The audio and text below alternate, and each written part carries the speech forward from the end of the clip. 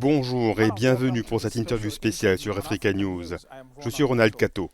Depuis le début de l'année, le coût des denrées alimentaires a considérablement augmenté, laissant de nombreuses personnes dans les pays en développement non seulement affamées, mais aussi plus pauvres.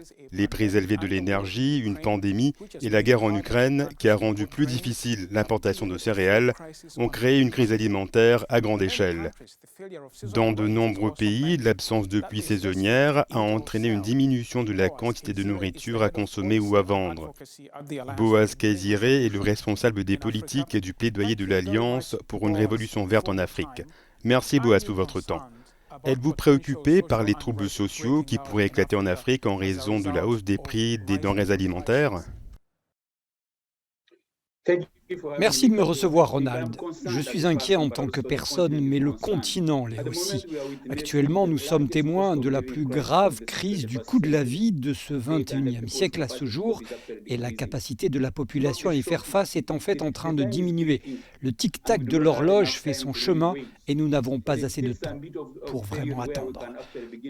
Vous savez, la FAO estime que près de 83% des revenus des ménages pauvres sont consacrés à la nourriture.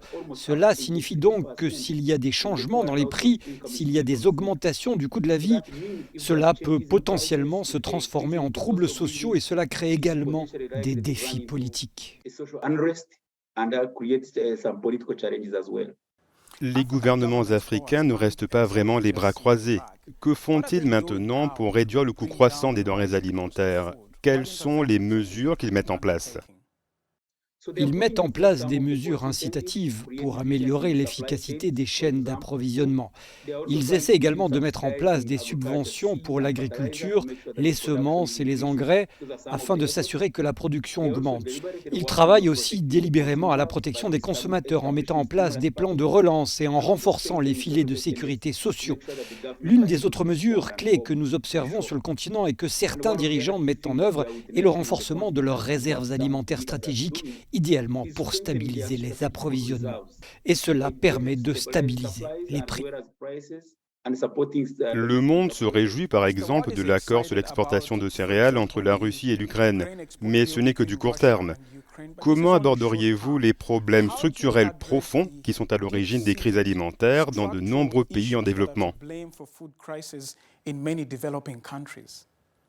Le récent sommet des Nations Unies sur les systèmes alimentaires nous a appris que les dirigeants doivent en faire plus et augmenter les investissements dans des domaines tels que l'adaptation au climat, l'agriculture de conservation ou l'agriculture régénérative. L'idéal est d'améliorer la productivité sans perturber l'environnement. La crise en Ukraine n'est pas la première crise. Avant elle, nous avons eu la crise du changement climatique, l'invasion des criquets en Afrique. Puis il y a eu les augmentations des prix du pétrole et du gaz, avant même la crise ukrainienne. Tout cela a exacerbé le défi sur le continent.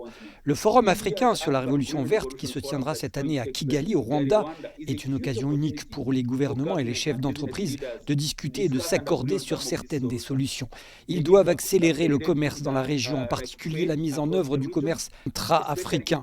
Ce n'est qu'à ce moment-là que nous pourrons voir où il est possible d'acheminer la nourriture des zones déficitaires vers les zones excédentaires.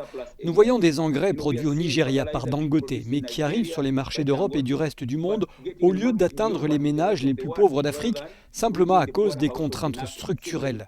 Les dirigeants doivent donc agir sur certains de ces défis, et ce afin de renforcer le commerce au sein de la région. Boaz, vous avez travaillé à l'Union africaine et en fait cette année est l'année de la nutrition en Afrique.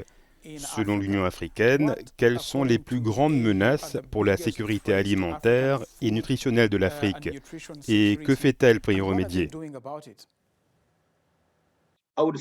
Je résumerai les défis qui sont enracinés sur le continent comme l'incapacité à avoir une forte capacité de réponse. Le plus grand défi de l'Afrique n'est pas l'argent. Le plus grand défi est le manque de coordination. C'est le manque d'investissements appropriés pour réaliser les programmes que nous avons déjà. Il y a beaucoup d'argent dans l'écosystème. Les systèmes alimentaires sont mis à mal simplement en raison de l'absence d'engagement plus ferme.